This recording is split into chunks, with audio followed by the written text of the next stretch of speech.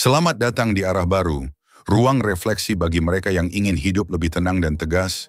Kita sering merasa wajib menyenangkan semua orang, seolah kata tidak adalah kesalahan besar. Padahal seperti yang diajarkan stoikisme, kendali sejati ada pada pikiran dan pilihan kita, bukan pada harapan orang lain. Menolak bukan berarti egois. Itu adalah cara menjaga batas, menghormati waktu, dan melindungi ketenangan batin. Hari ini kita belajar seni menolak dengan elegan. Bukan dengan amarah, tapi dengan kejelasan dan hormat. Karena keberanian mengatakan tidak adalah bentuk kasih pada diri sendiri. Arah baru mengajakmu melangkah ke hidup yang lebih jujur, menerima bahwa tak semua permintaan harus dipenuhi, dan bahwa ketegasan adalah langkah menuju kebebasan sejati. Mari bersama menemukan kekuatan dalam kata sederhana, tidak. Dalam hidup, kita sering merasa semua hal harus berjalan sesuai keinginan orang lain. Kita berusaha keras menyenangkan atasan, menjaga perasaan teman, bahkan memenuhi ekspektasi keluarga yang tidak pernah selesai. Tanpa kita sadari, pola ini membuat kita lelah dan terjebak dalam lingkaran gak enakan. Kita mengorbankan waktu, tenaga, dan ketenangan hanya untuk menghindari rasa bersalah atau takut ditolak. Namun filosofi stoikisme mengajarkan pelajaran penting. Ada perbedaan tajam antara apa yang bisa kita kendalikan dan apa yang sepenuhnya di luar kendali kita. Stoik seperti Epictetus berkata, beberapa hal berada dalam kekuasaan kita, beberapa tidak. Kata-kata sederhana tetapi begitu dalam. Kita bisa mengatur sikap, pilihan, dan respon kita. Tapi kita tidak bisa mengatur pikiran orang lain, emosi mereka, atau bagaimana mereka menilai kita. Menyadari batas kendali ini bukan sekadar pemahaman intelektual, melainkan kebebasan batin. Ketika kita menerima bahwa pendapat dan harapan orang lain bukan ranah kita, kita belajar untuk berkata tidak tanpa merasa berdosa. Coba renungkan, berapa kali kita mengiyakan permintaan hanya karena takut membuat orang kecewa? Kita setuju menemani seseorang padahal tubuh sudah letih. Kita mengambil tugas tambahan padahal waktu pribadi sudah habis. Kita membiarkan jadwal dan energi diatur oleh orang lain, seolah kebahagiaan mereka adalah tanggung jawab kita. Padahal, kendali atas kebahagiaan setiap orang terletak pada diri mereka sendiri, bukan di tangan kita. Memahami batas kendali adalah langkah pertama menuju seni menolak dengan elegan. Saat kita tahu bahwa kita hanya bertanggung jawab atas pilihan dan niat kita, kata tidak menjadi lebih ringan di lidah. Kita menolak bukan karena tidak peduli, tetapi karena kita memilih dengan sadar. Kita menjaga keseimbangan antara kepedulian terhadap orang lain dan tanggung jawab terhadap diri sendiri. Dalam praktiknya, ini berarti belajar berhenti menebak-nebak pikiran orang lain. Kita tidak perlu memprediksi apakah mereka akan marah atau kecewa. Itu wilayah mereka. Kita cukup memastikan bahwa cara kita berbicara tetap hormat, jujur, dan jelas. Menyampaikan alasan dengan tenang adalah tugas kita. Reaksi mereka adalah urusan mereka.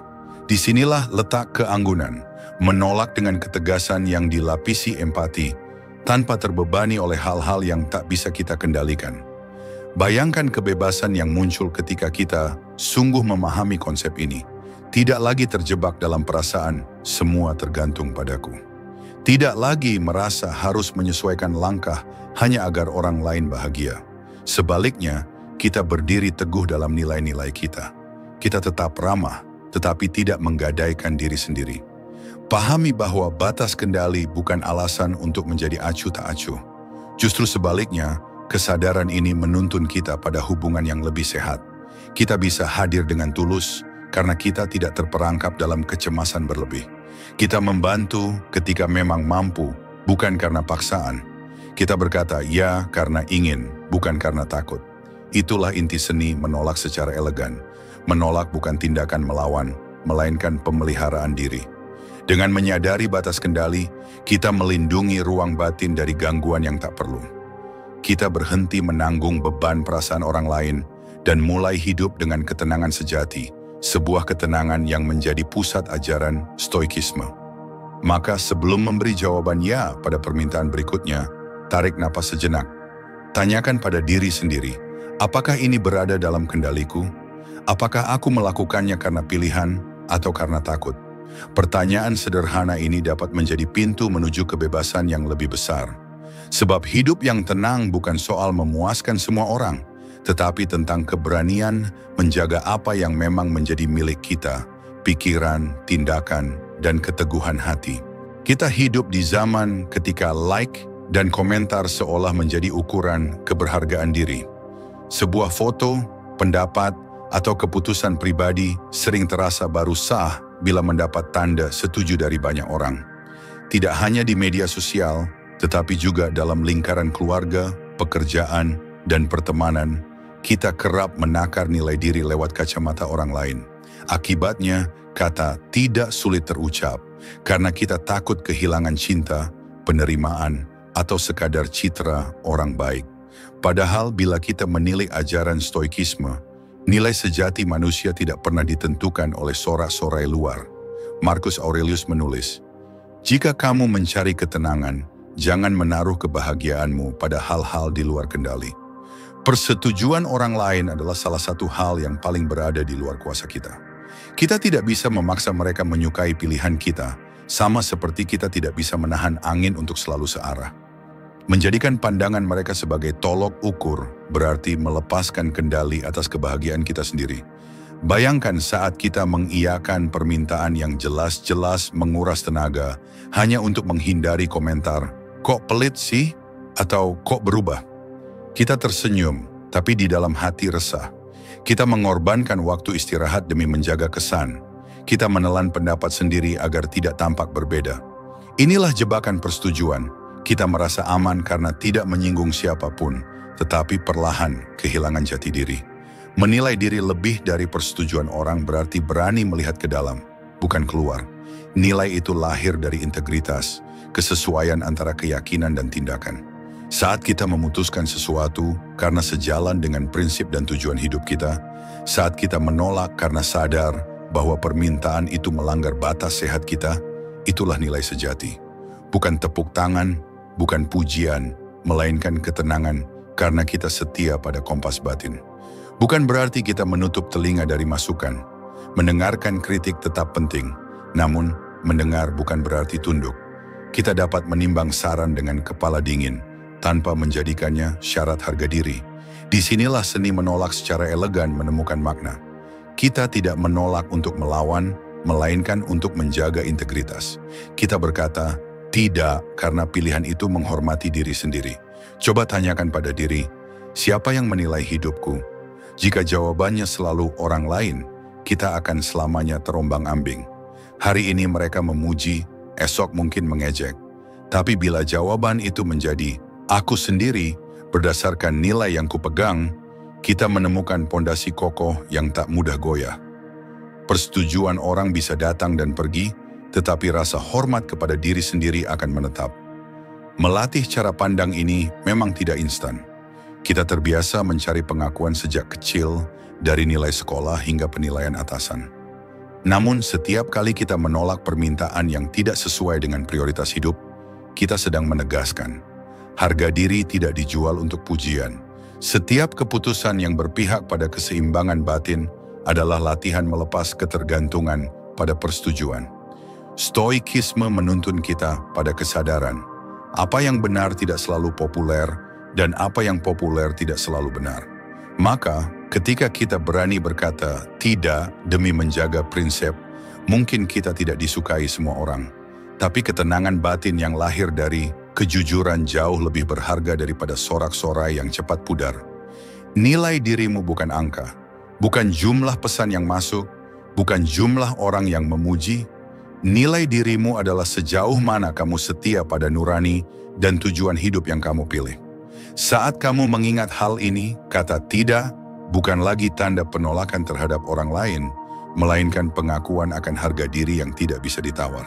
Seringkali kita menunda kata tidak karena takut dicap dingin, sombong, atau bahkan bermusuhan. Dalam benak kita, penolakan identik dengan pertengkaran. Kita merasa kalau menolak undangan, berarti merusak hubungan. Jika menolak permintaan rekan kerja, berarti memutus tali silaturahmi. Padahal tidak semua penolakan lahir dari niat melawan. Banyak penolakan justru lahir dari rasa hormat, baik pada diri sendiri maupun pada orang lain. Filosofi Stoikisme mengajarkan bahwa kebaikan sejati bukan tentang menyenangkan semua orang, melainkan tentang bertindak sesuai kebajikan. Epictetus pernah berkata, kebebasan sejati datang ketika kita tidak lagi memohon pada orang lain untuk menyetujui pilihan kita. Kata-kata ini mengingatkan kita bahwa menolak tidak otomatis berarti memutus hubungan. Ia hanyalah pernyataan bahwa kita memilih jalan yang berbeda dengan tetap menjaga rasa hormat. Bayangkan sebuah percakapan sederhana. Seorang teman mengajak kita keluar malam, padahal kita sudah lelah dan butuh istirahat. Menolak ajakan itu bukan berarti kita tidak peduli pada pertemanan. Justru sebaliknya, kita jujur pada keadaan kita agar pertemuan di lain waktu tetap bisa dijalani dengan energi yang tulus. Kejujuran seperti ini membangun hubungan yang lebih sehat dibandingkan memaksakan diri hadir lalu bersikap setengah hati. Ketika kita memahami bahwa tidak adalah pilihan, bukan perlawanan, kita belajar menyampaikan penolakan dengan nada yang tenang dan bahasa yang lembut. Kita bisa berkata, terima kasih sudah mengajak, aku menghargainya, tapi kali ini aku perlu istirahat. Kalimat sederhana ini menunjukkan penghargaan pada perasaan orang lain, sekaligus ketegasan pada kebutuhan kita sendiri. Tidak ada amarah, tidak ada benturan ego, hanya kejelasan. Seringkali konflik justru muncul bukan karena kata tidak itu sendiri, tetapi karena cara penyampaian kita yang dipenuhi rasa bersalah atau nada defensif. Saat kita ragu-ragu, orang lain merasakan ketidaknyamanan, dan penolakan tampak seperti penarikan diri yang dingin. Namun, bila kita menyampaikannya dengan kehangatan, penolakan dapat menjadi wujud kedewasaan. Kita menunjukkan bahwa hubungan kita tidak diukur dari seberapa sering kita berkata ya, tetapi dari seberapa jujur kita pada diri sendiri dan orang lain.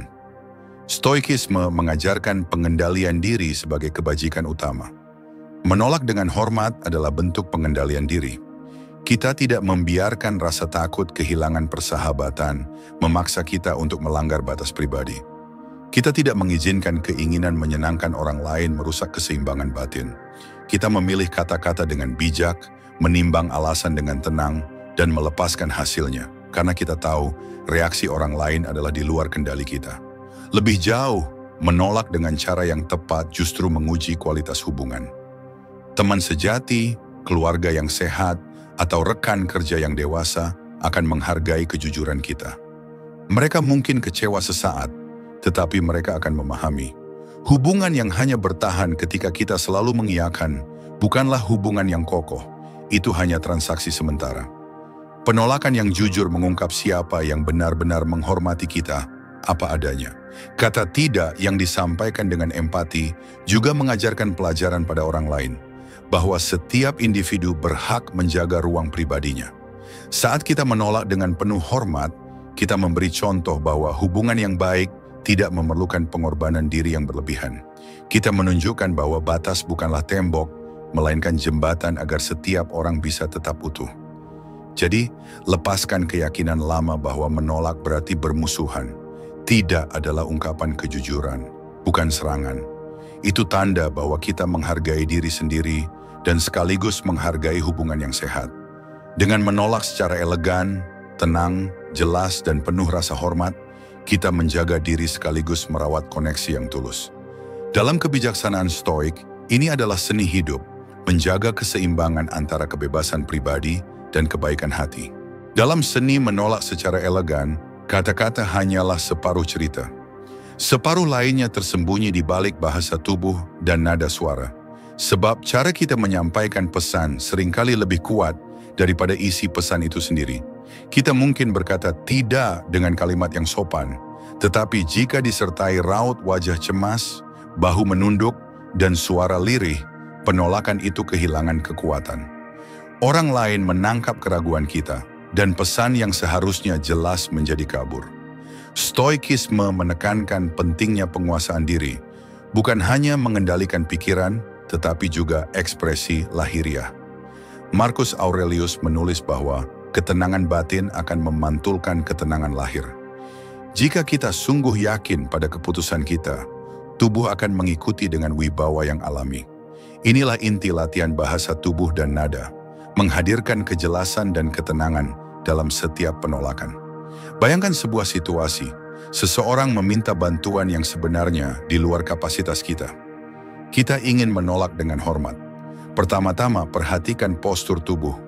Tegakkan punggung, buka bahu, dan berdiri dengan stabil.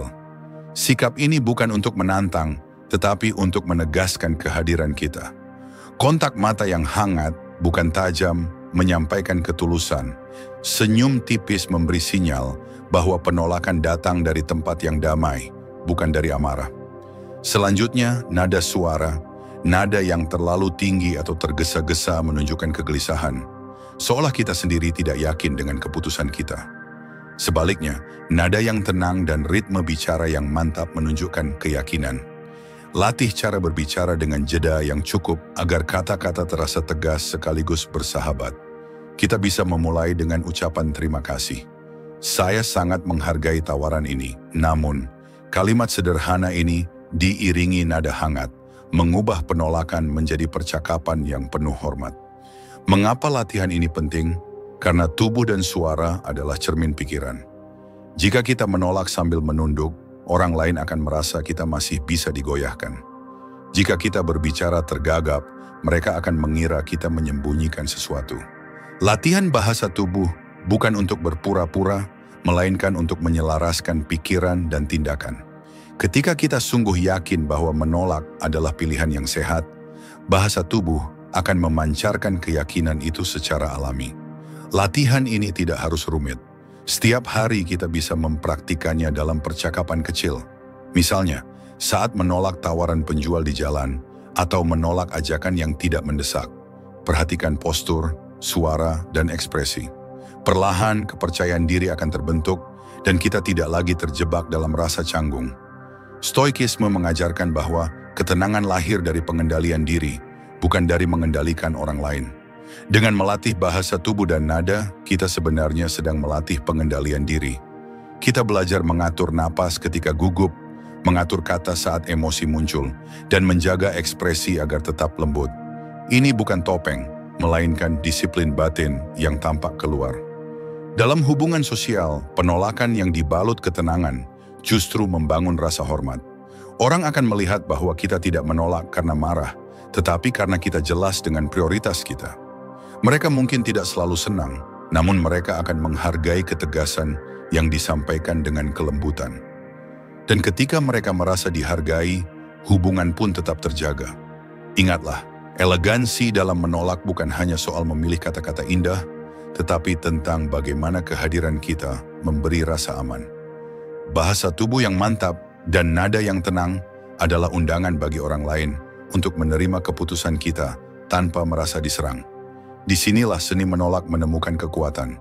Ketika kata tidak terdengar sebagai ungkapan kejujuran, bukan penolakan terhadap hubungan, maka berlatihlah. Tegakkan punggung, atur napas, pilih kata dengan sadar, dan biarkan ketenangan batin memandu setiap gerakan. Dengan cara ini, kita tidak hanya berkata tidak dengan elegan, tetapi juga menunjukkan bahwa kita menghargai diri sendiri dan orang lain, persis seperti yang diajarkan kebijaksanaan stoikisme. Kuat dalam prinsip, lembut dalam sikap. Dalam perjalanan hidup, kita sering dihadapkan pada begitu banyak pilihan, permintaan dan ajakan. Teman mengundang, pekerjaan menuntut, keluarga berharap. Jika kita mencoba memenuhi semuanya, energi kita cepat habis dan arah hidup menjadi kabur. Disinilah seni menolak secara elegan menemukan fondasinya. Kita hanya bisa menolak dengan tenang bila kita tahu apa yang benar-benar penting. Tanpa prioritas, kata tidak terasa seperti pengkhianatan. Dengan prioritas, tidak menjadi bentuk kesetiaan pada diri sendiri. Stoikisme mengajarkan bahwa hidup yang baik lahir dari kesadaran akan tujuan. Marcus Aurelius menulis, "Biarkan tindakanmu diarahkan pada apa yang penting." Kalimat ini mengingatkan kita bahwa setiap hari adalah ladang pilihan. Waktu, tenaga, dan perhatian adalah sumber daya terbatas. Menghamburkannya untuk semua orang berarti mengabaikan hal-hal yang paling kita hargai. Menetapkan prioritas bukan berarti egois. Justru sebaliknya, Ini adalah bentuk tanggung jawab. Ketika kita jelas dengan nilai dan tujuan hidup, kita bisa hadir sepenuhnya di tempat yang tepat. Kita memilih pekerjaan yang sejalan dengan visi, menjaga kesehatan mental dan fisik, serta memberi waktu berkualitas bagi orang-orang terdekat. Tanpa kejelasan itu, kita mudah terombang-ambing oleh permintaan yang tidak mendesak, hingga lupa pada hal-hal yang benar-benar membangun hidup. Bayangkan seseorang yang setiap hari berkata ya pada setiap permintaan. Ia membantu teman tanpa henti, mengiyakan proyek tambahan di kantor, hadir di setiap undangan, sampai-sampai tidak punya waktu istirahat. Dari luar tampak dermawan, namun di dalam ia kelelahan, frustrasi, dan merasa kehilangan arah. Menolak bukan berarti berhenti peduli. Menolak berarti menyadari bahwa kepedulian sejati dimulai dari menjaga diri sendiri agar bisa memberi dengan tulus. Langkah pertama menetapkan prioritas adalah mengenali nilai inti. Apa yang paling penting bagimu? Kesehatan, keluarga, pertumbuhan pribadi? Kejelasan ini menjadi kompas yang menuntun setiap keputusan. Ketika sebuah ajakan datang, kita bisa bertanya, apakah ini mendukung nilai-nilai utama? Jika tidak, menolak menjadi keputusan alami, bukan beban. Selanjutnya, susun batas waktu dan energi. Tentukan kapan bekerja, kapan beristirahat, kapan bersama orang terkasih. Jadwal yang jelas bukan untuk membatasi kebebasan, tetapi untuk memastikan kita menaruh energi pada hal yang memberi makna. Saat seseorang meminta waktu di luar porsi itu, kita bisa menolak dengan elegan. Terima kasih atas ajakan ini, tapi saya sudah berkomitmen untuk hal lain yang penting bagi saya. Kalimat sederhana ini lahir dari keyakinan bahwa prioritas kita layak dihormati. Stoikisme menekankan bahwa ketenangan datang ketika kita hidup sesuai alam, yaitu sesuai dengan akal dan tujuan. Menetapkan prioritas adalah wujud hidup selaras dengan diri sendiri. Kita berhenti mengejar semua hal demi pujian atau takut kehilangan kesempatan. Kita memilih yang sejati daripada yang ramai. Dengan begitu, setiap tidak yang kita ucapkan bukan sekadar menolak orang lain, melainkan menegaskan kesetiaan pada perjalanan batin kita. Penting juga diingat, prioritas tidak kaku. Ia bisa menyesuaikan tahap kehidupan. Ada masa ketika belajar adalah fokus utama, lalu beralih pada keluarga, lalu pada pengabdian sosial. Yang penting, kita menyadari pergeseran itu dan menyesuaikan kompas kita. Tanpa kesadaran ini, kita mudah terjebak dalam kebiasaan lama yang tak lagi memberi makna. Menetapkan prioritas memberi kekuatan untuk berkata tidak tanpa rasa bersalah. Kita tahu alasan di balik setiap pilihan. Kita menolak bukan karena malas, tetapi karena kita menjaga ruang bagi hal-hal yang benar-benar berarti. Dan saat kita mengatakan ya, kita melakukannya dengan hati penuh, bukan setengah terpaksa. Inilah inti seni menolak secara elegan, kejelasan arah. Ketika prioritas hidup telah kita tetapkan, setiap kata tidak menjadi pernyataan cinta pada diri sendiri dan penghormatan pada orang lain. Kita mengajarkan bahwa hidup yang bernilai bukan tentang melakukan segalanya, tetapi tentang melakukan yang paling penting dengan sepenuh hati. Seringkali kita menganggap kata tidak sebagai tembok yang dingin, padahal ia bisa menjadi jembatan yang hangat. Banyak orang menahan diri untuk menolak karena takut melukai perasaan. Mereka khawatir hubungan menjadi renggang atau lawan bicara merasa ditolak sebagai pribadi. Padahal penolakan tidak harus melukai. Dengan empati, tidak dapat disampaikan seperti pelukan. Lembut namun jelas, menjaga hati orang lain, sekaligus menjaga batas diri kita.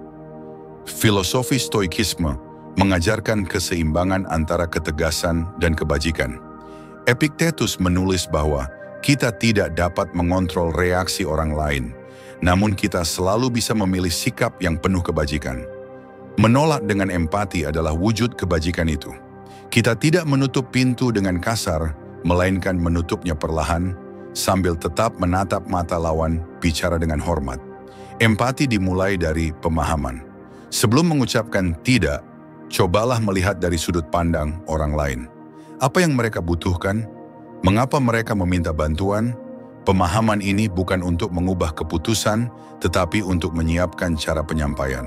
Misalnya, seorang teman meminta kita hadir di acara yang bentrok dengan jadwal penting. Kita bisa berkata, "Aku tahu acara ini berarti untukmu, dan aku benar-benar ingin mendukungmu.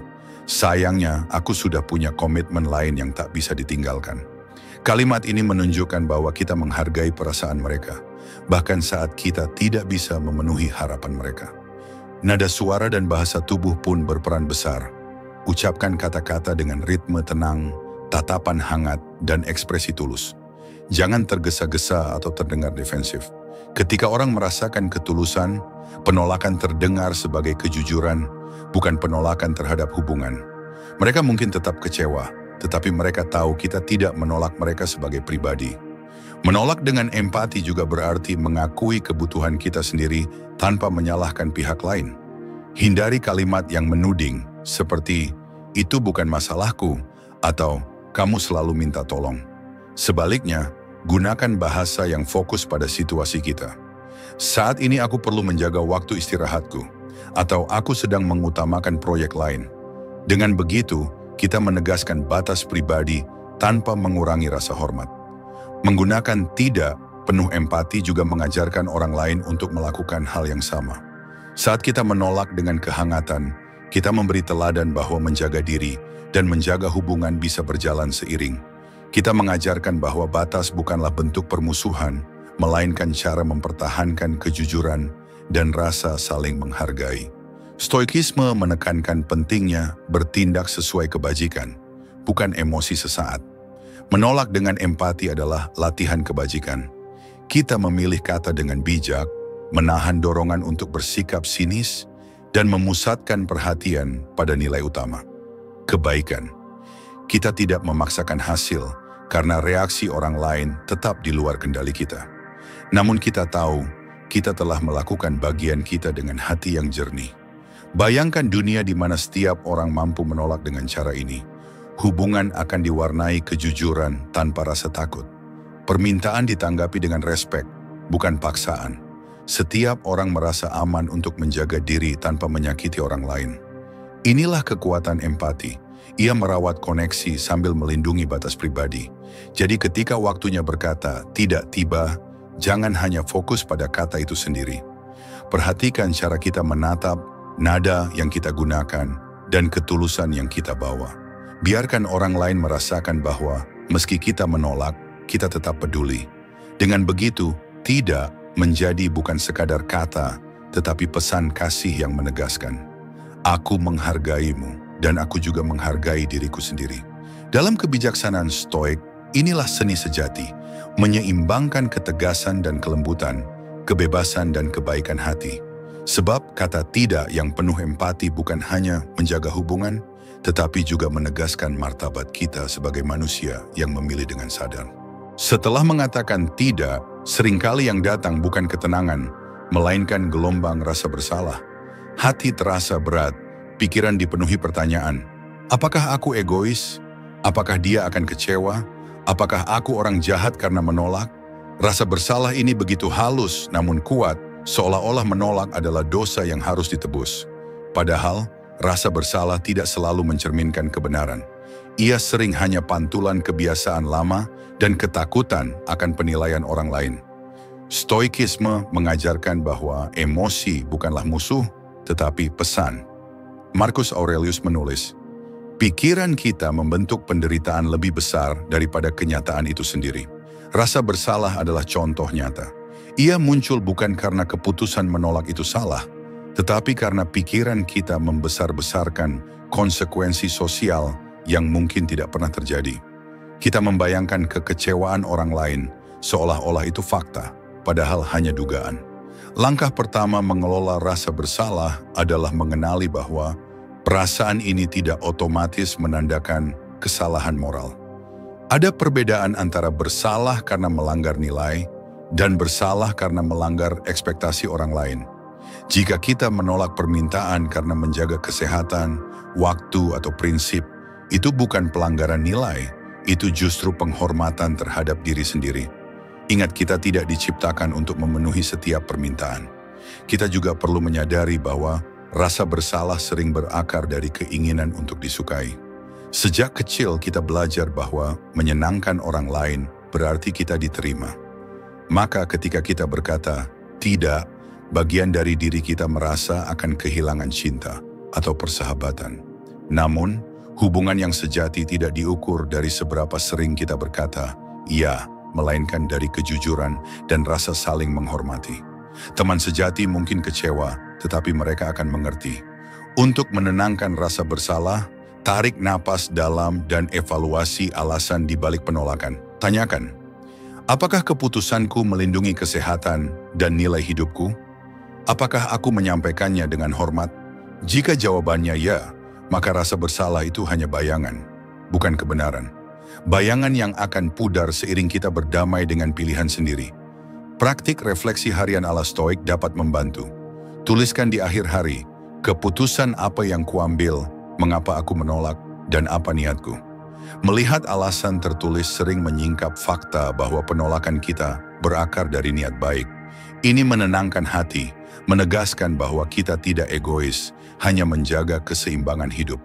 Selain refleksi, penting juga untuk tidak melawan rasa bersalah dengan kemarahan. Jangan berkata pada diri sendiri, aku tidak peduli apapun. Itu hanya menutup luka tanpa menyembuhkannya. Sebaliknya, terimalah rasa bersalah sebagai tamu sementara. Katakan dalam hati, aku mendengar perasaan ini, tetapi aku tahu pilihanku tepat. Sikap menerima membuat rasa bersalah perlahan melemah. Kelola pula ekspektasi tentang reaksi orang lain. Kita tidak bisa mengatur apakah mereka kecewa atau marah. Itu wilayah mereka. Tugas kita hanyalah menyampaikan tidak dengan ketulusan. Selebihnya, lepaskan. Dalam kebijaksanaan Stoik, kita hanya bertanggung jawab atas tindakan, bukan hasil. Ketika kita benar di sisi niat, rasa bersalah tak lagi berkuasa. Bayangkan ketenangan yang lahir dari pemahaman ini. Kita berkata tidak dengan hati jernih, tanpa dihantui penyesalan palsu. Kita tidak lagi terjebak dalam lingkaran ya agar disukai, lalu menyesal, lalu marah pada diri sendiri. Sebaliknya, kita menjalani hidup dengan kesadaran penuh, memberi ketika mampu, menolak ketika perlu, dan tetap damai. Mengelola rasa bersalah bukan berarti menjadi kebal perasaan. Justru sebaliknya, itu tentang menghadapi emosi dengan jujur, menimbangnya dengan akal sehat, dan melepaskannya ketika tidak berdasar. Dengan cara ini, setiap tidak menjadi latihan kebebasan. Kita tidak lagi diperbudak oleh ketakutan akan penilaian, tetapi berdiri teguh di atas nilai yang kita pilih sendiri. Jadi ketika rasa bersalah datang mengetuk setelah kita menolak, sambutlah dengan tenang. Dengarkan pesannya, lalu ingatkan diri. Menolak bukan dosa, melainkan hak. Kita tidak menutup hati untuk orang lain. Kita hanya membuka ruang bagi diri sendiri. Disitulah kebijaksanaan Stoik menemukan bentuknya, hidup dengan prinsip, dan damai dengan pilihan yang kita buat. Ada momen khusus yang sering kita abaikan. Momen ketika kita berani berkata tidak dan menyadari bahwa hidup tetap berjalan, bahkan terasa lebih ringan. Saat itu kita menemukan bentuk kebebasan yang tidak bisa dibeli, kebebasan dari beban untuk selalu menyenangkan semua orang. Kata tidak yang diucapkan dengan jujur adalah tanda bahwa kita akhirnya hidup sesuai nilai, bukan sesuai tekanan. Selama ini, banyak dari kita percaya bahwa menolak berarti menutup pintu, menyinggung perasaan, atau merusak hubungan. Namun kenyataannya, menolak secara elegan justru membuka ruang baru. Ruang untuk menata waktu, energi, dan perhatian agar sejalan dengan hal yang benar-benar penting. Ketika kita berkata tidak pada permintaan yang tidak sejalan dengan prioritas, kita sebenarnya sedang berkata ya pada diri sendiri, pada kesehatan, kedamaian batin, dan pertumbuhan pribadi. Stoikisme mengajarkan bahwa kebahagiaan tidak datang dari memuaskan semua orang, melainkan dari hidup selaras dengan akal sehat dan kebajikan. Epictetus menulis, tidaklah bebas orang yang belum mampu berkata tidak. Kebebasan sejati lahir dari kemampuan menolak dengan sadar. Bukan menolak demi pemberontakan, tetapi menolak demi kebenaran dalam diri. Inilah yang membuat kata tidak bukan sekadar jawaban, melainkan deklarasi kemerdekaan batin. Bayangkan kembali, saat-saat ketika kita terpaksa berkata ya demi menghindari konflik. menghadiri acara yang tidak kita sukai, menerima tugas yang melewati batas kemampuan, atau menanggung percakapan yang melelahkan. Setiap ya yang dipaksakan adalah potongan kecil dari kebebasan kita yang hilang. Sebaliknya, setiap tidak yang tulus adalah pengembalian potongan itu. Itu seperti menarik napas panjang setelah lama menahan diri. Merayakan kebebasan dari kata tidak bukan berarti kita menjadi keras kepala atau menutup hati bagi orang lain. Justru sebaliknya, ini adalah perayaan kesadaran bahwa kita berhak memilih. Kita merayakan hak untuk menjaga batas, untuk berkata tidak tanpa rasa bersalah, dan untuk tetap menghargai orang lain sekaligus menghargai diri sendiri. Kita bisa menolak dengan kata-kata yang lembut, dengan senyum, dengan kejelasan, dan itu tetap elegan. Lihatlah dampak positifnya. Ketika kita melindungi waktu dan energi, kita memiliki lebih banyak ruang untuk hal-hal yang benar-benar berarti. Kita dapat mendengarkan keluarga dengan penuh perhatian, bekerja dengan fokus, atau sekadar beristirahat tanpa merasa dikejar. Setiap tidak yang tepat membuka pintu bagi iya yang lebih berkualitas. Hidup menjadi lebih terarah, tidak lagi penuh kompromi yang menguras. Tentu, perayaan ini tidak terjadi sekali lalu selesai. Ini adalah kebiasaan yang dibangun pelan-pelan. Setiap kali kita menolak dengan hati tenang, kita sedang merayakan keberanian kecil. Setiap kali kita menahan dorongan untuk memberi alasan berlebihan, kita meneguhkan martabat diri. Perayaan itu mungkin sunyi, tapi dampaknya mendalam, sebuah rasa lega yang mengalir seperti udara segar. Cobalah merayakannya dengan ritual sederhana. Setelah berhasil berkata tidak pada permintaan yang tak sejalan dengan prioritasmu, beri dirimu waktu sejenak. Tarik napas, ucapkan terima kasih pada diri sendiri. Aku telah melindungi apa yang penting bagiku. Tuliskan pengalaman itu di jurnal, atau sekadar renungkan sebelum tidur. Dengan cara ini, setiap tidak menjadi pelajaran dan hadiah. Dan jika suatu hari rasa ragu kembali datang, ingatlah, kata tidak bukanlah benteng yang memisahkan, tetapi jembatan yang menuntun kita pada hidup yang lebih jujur. Orang yang mencintaimu dengan tulus akan menghargai ketegasanmu, bahkan jika awalnya mereka kecewa. Hubungan yang sehat tidak dibangun di atas kepura-puraan, tetapi di atas kejujuran. Pada akhirnya, merayakan kebebasan dari kata tidak adalah merayakan kedewasaan. Kita tidak lagi hidup untuk memuaskan semua orang, melainkan untuk menghormati diri sendiri dan nilai-nilai yang kita pilih. Seperti lautan yang tetap tenang meski ombak datang dan pergi, hati kita tetap damai meski orang lain memiliki pendapat berbeda. Jadi rayakan setiap tidak yang lahir dari kesadaran. Rayakan keberanian yang melindungi waktu, pikiran, dan jiwa. Karena dalam kata sederhana itu tersimpan kekuatan besar, kebebasan untuk menjadi diri sendiri sepenuhnya tanpa penyesalan. Kita telah menelusuri 8 langkah untuk berani berkata tidak dengan anggun, dari memahami batas kendali, menegaskan nilai diri, hingga merayakan kebebasan yang lahir dari ketegasan. Intinya sederhana namun mendalam. Hidup yang tenang dan bermakna hanya mungkin ketika kita memilih berdasarkan prinsip, bukan tekanan. Seperti ajaran stoikisme, kebahagiaan sejati datang saat kita menguasai pikiran sendiri, bukan saat kita berusaha memuaskan semua orang. Jika monolog ini menyentuh dan menguatkan langkahmu, mari terus belajar bersama. Arah baru hadir untuk menuntun perjalanan batin, menemukan ketenangan, membangun keberanian, dan menghadapi dunia dengan hati yang teguh. Klik subscribe dan nyalakan notifikasi agar tak ketinggalan refleksi mendalam berikutnya. Karena hidup bukan soal seberapa banyak kita berkata ya, melainkan seberapa tulus kita menjaga diri. Mari melangkah menuju arah baru dengan ketenangan, kejernihan, dan kebebasan sejati.